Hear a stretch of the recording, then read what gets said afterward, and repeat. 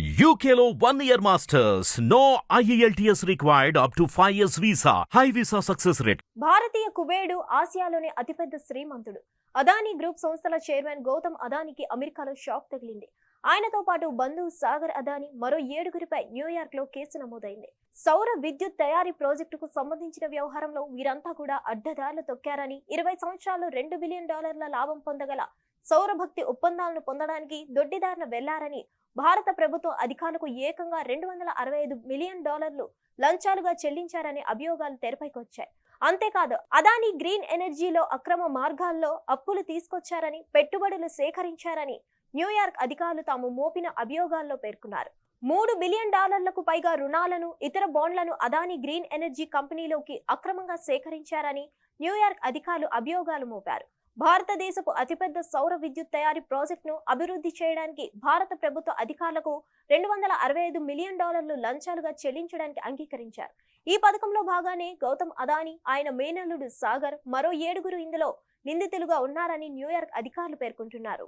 Adani green energy limited అనే company సౌరభక్తి ద్వారా విద్యుత్ తయారు చేయడానికి ముందుకు వచ్చింది. మరో కంపెనీతో కలిసి ఈ కార్యకలాపాలు సాగిస్తామని ప్రకటించింది.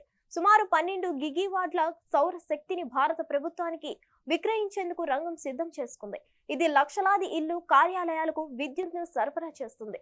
అయితే ఈ కంపెనీలో పెట్టుబడులు పెట్టిన వారికి భారత అధికారులకు $265 మిలియన్ లంచాలుగా ఇచ్చారని న్యూయార్క్ అధికారులు అభియోగాలు మోపారు. భారీగా ఇంధన సరఫరా ఒప్పందాలను పొందడానికి వారు ఈ అడ్డదారులు తొక్కారని New York deputy assistant attorney general Lisa Miller పేర్కొన్నారు.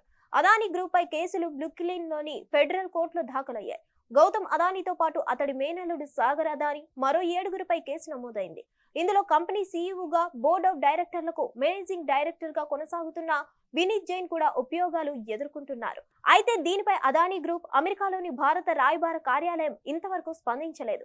అయితే ఈ వ్యవహారానికి సంబంధించి న్యూయార్క్ అధికారులు అదానీ గ్రూప్, ఆ కంపెనీకి సంబంధించిన న్యాయవాదులకు తాము మోపిన అభియోగాలను మెయిల్స్ ద్వారా పంపించారు. అయితే దీన్ని అదానీ తరపు న్యాయవాది సీన్ హేకర్ తోసిపుచ్చారు. తమకు అలాంటి ఈమెయిల్స్ రాలేదని ప్రకటించారు. ఇకపోతే ప్రపంచంలో అత్యంత సంపన్నమైన వ్యాపారవేత్తల జాబితాలో గౌతమ్ అదానీ 19వ స్థానంలో ఉన్నారు. ఆయన కంపెనీల విలువ $85.5 బిలియన్. హిడెన్బర్గ్ నివేదిక తర్వాత గౌతమ్ అదానీ తన సంపదను క్రమంగా కోల్పోతున్నారు.